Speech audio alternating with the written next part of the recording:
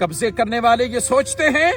کہ ہم نماز پڑھیں گے، ہم عمرہ کریں گے، ہم حج کریں گے، ہم زکوٰۃ کی ادائیگی کریں گے، ہم مدرسے بنائیں گے، ہم مسجدیں بنائیں گے، کہ اسلام کہہ رہا ہے کہ تو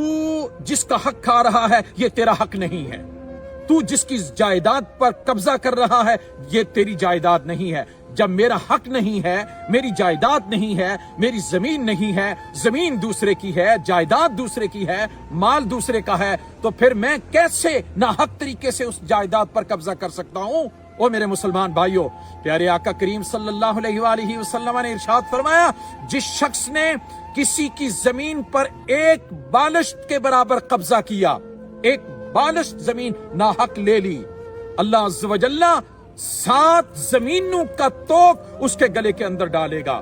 قبضے کرنے والے یہ سوچتے ہیں